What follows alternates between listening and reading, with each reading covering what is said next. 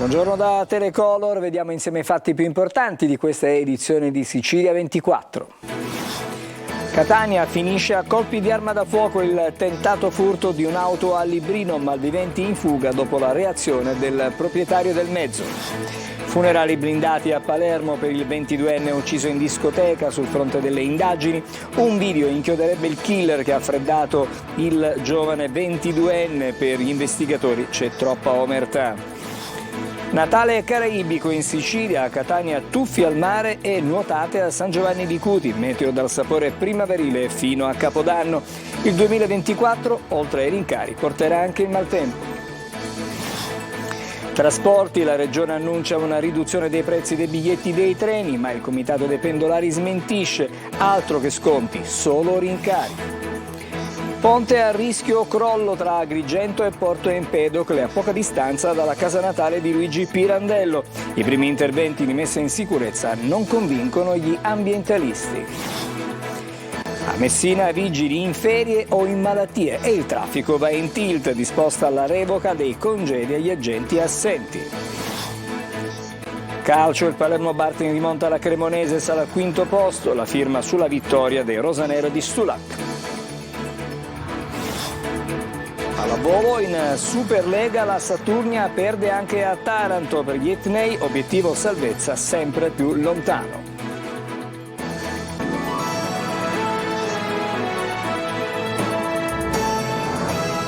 Ancora buongiorno da Telecolor, dunque cominciamo il nostro telegiornale con la cronaca. Si torna a sparare a Catania, un gruppetto ha tentato di rubare un'auto ed ha aperto il fuoco in viale Bummacaro a Librino, ma il proprietario del mezzo ha reagito e ha messo in fuga i malviventi. Adesso sta indagando la polizia che ha sentito la vittima. Tonino De Mara.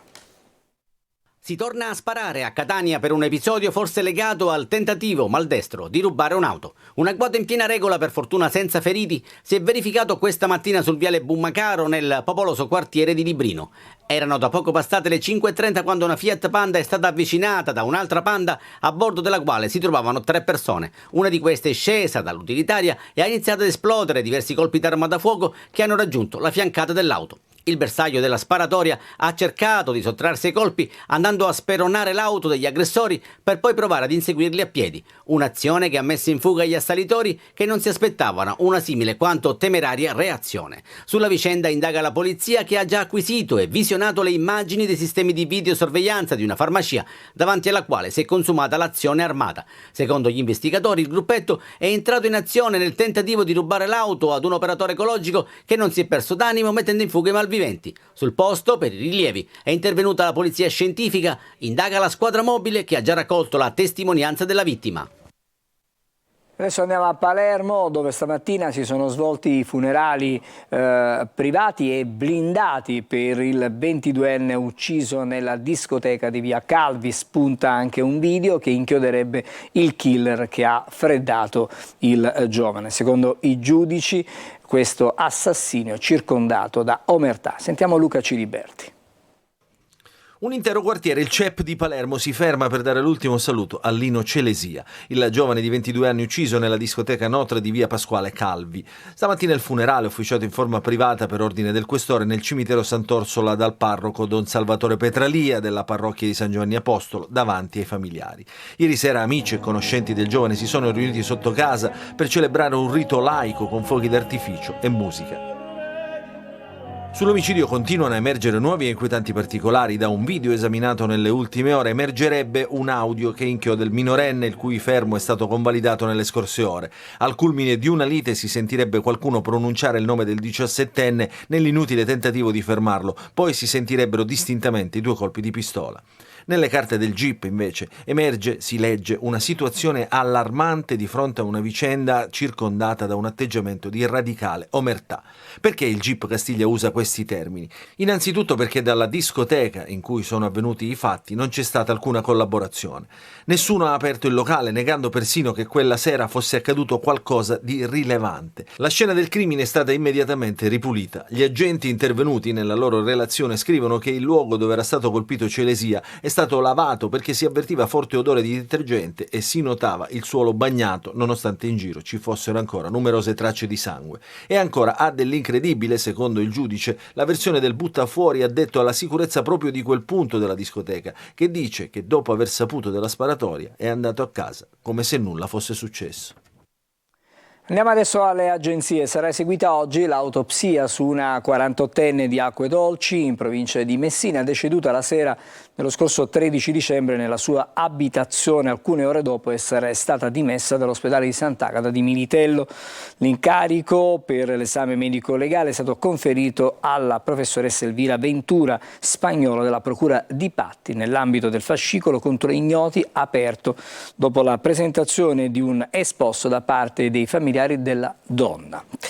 E adesso voltiamo pagina in Sicilia. Questo Natale ha avuto ed ha un sapore direi quasi caraibico, con temperature che sono certamente più alte rispetto alla stagione. I turisti in maniche corte, tuffi al mare e nuotate anche a San Giovanni Licuto. Il meteo sarà comunque primaverile fino al Capodanno, poi con il 2024 arriverà il maltempo e anche gli aumenti per entrare nei musei. Sentiamo Eva Spampinato.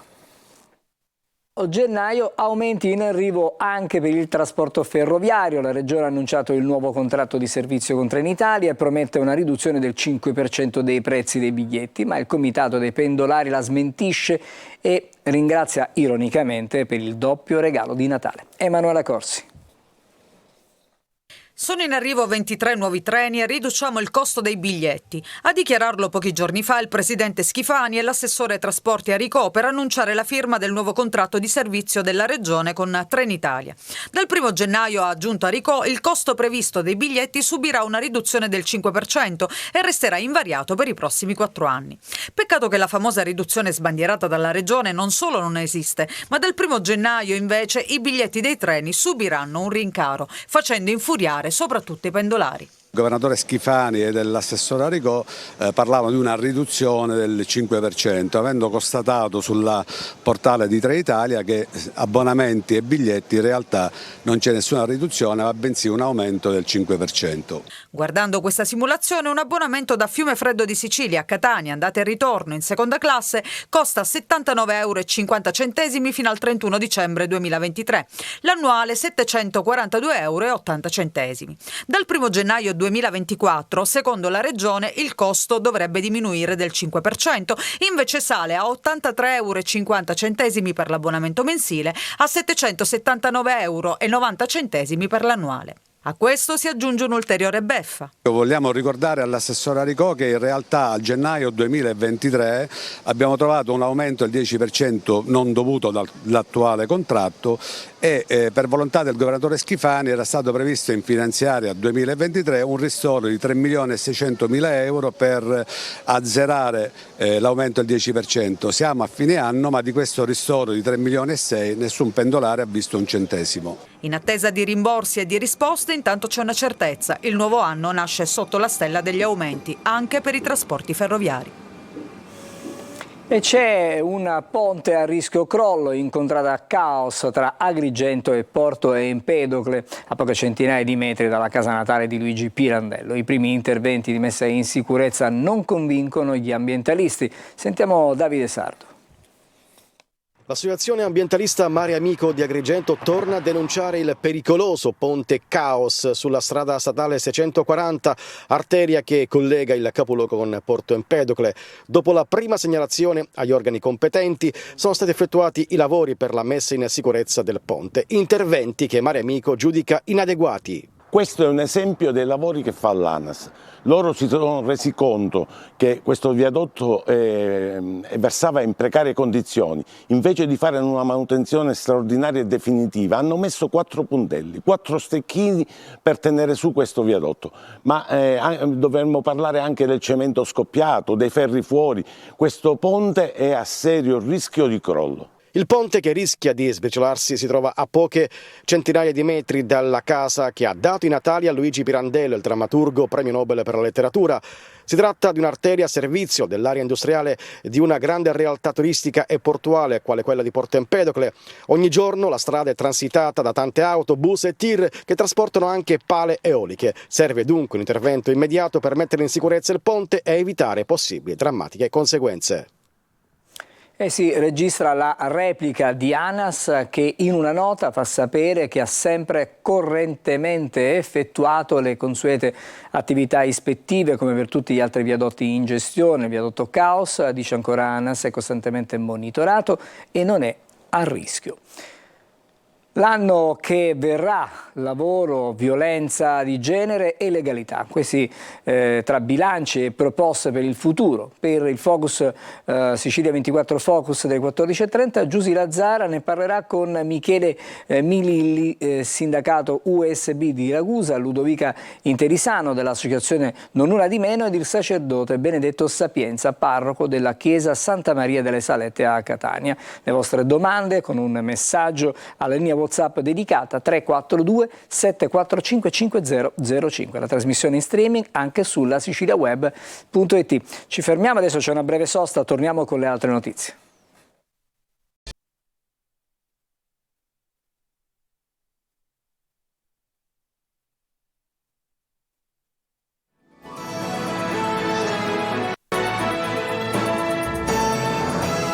Nuovo insieme, adesso andiamo alle agenzie. Carabinieri della compagnia di Giarre in provincia di Catania hanno trovato e sequestrato 9 kg di marijuana, 2 auto, un lampeggiante ed una paletta di servizio della Polizia Municipale di Messina, risultati rubati ed una pistola a salve. Le indagini dei militari dell'arma sono state avviate dopo la denuncia di un autista che era stato rapinato di oltre 6.000 euro nella zona industriale di Giarre da 3 banditi a bordo di una Fiat bianca con lampeggiante. Adesso a Messina pochissimi agenti di polizia municipale per le strade cittadine e viabilità in tilt. Salta all'occhio il dato del 23 dicembre con 9 agenti su 56 in servizio.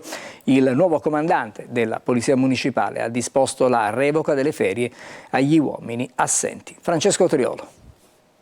161 agenti a casa per ferie permessi. Il sabato nero del traffico messinese nasce anche dalla carenza di vigili urbani nel giorno più caotico dell'anno, quello della corsa ai regali. Ma è una situazione che arriva allo stretto si registra ormai da tempo a causa della carenza di personale. Sotto Natale però è stato evidente a tutti, anche al neocomandante della Polizia Municipale Maurizio Cannavò. Sabato 23 dicembre di mattina gli agenti per strada tra servizi viabili e sezione motociclisti erano appena 9 su 56, nel pomeriggio 7 su 19. Una situazione però non limitata a quella giornata. Questa mattina, girando per le strade della città, salta all'occhio l'assenza di pattuglie di vigili urbani, anche negli incroci più delicati del traffico cittadino, di fronte al mercato Vascono e a Piazza Cairoli. 0 vigili e viabilità che ne ha risentito. Sulle difficoltà nell'organizzazione dei servizi della Polizia Municipale hanno inciso anche gli spettacoli organizzati nell'ambito delle manifestazioni natalizie, che hanno visto la necessità di dirottare molti agenti sul turno serale, quello che va dalle 19 all'1. Per il concerto di Gabri Ponte, ad esempio a Piazza Duomo, ne sono stati necessari ben 12 per la gestione della viabilità. Ma anche senza concerti le difficoltà sono evidenti. Lunedì scorso, per esempio, nel turno di mattina alla viabilità erano dedicati 14 agenti su 111, il pomeriggio 12 su 54. Gli indisponibili quel giorno erano 86, pochi, troppo pochi, e quindi il comandante Cannavò non ha potuto fare altro che chiedere la revoca delle ferie a diversi agenti per tamponare quantomeno la difficoltà di questi giorni. Superano i 600, una sessantina dei quali sono minori non accompagnati, i migranti accolti nell'hotspot di Lampedusa dopo gli sbarchi delle ultime ore. La metà dei rifugiati sarà trasferita in serata con il traghetto di linea a Porto Empedocle. E adesso parliamo di codice rosso a Pachino, braccialetto elettronico, allontanamento da casa e divieto disposto dalla magistratura di comunicare con qualsiasi mezzo con la moglie per un 39enne che è stato denunciato dalla donna per maltrattamenti con l'aggravante di avere esibito armi davanti ai figli minorenni. La 2858 Security, azienda del catanese, leader del settore della vigilanza e della sicurezza, ha deciso di contribuire con una donazione al pranzo di Natale in Namibia, un progetto organizzato da Ripartiamo, associazione di promozione sociale destinato a garantire un momento di gioia e anche di condivisione ai bambini africani in una delle regioni più remote e bisognose del mondo. La donazione di 2858 Security ha contribuito a rendere tangibile la magia del Natale per questi piccoli, trasformando la notte santa in un momento indimenticabile, pieno di luce e anche di felicità. Per noi adesso è il momento di fare un'altra breve sosta, ci ritroviamo subito dopo con la pagina sportiva.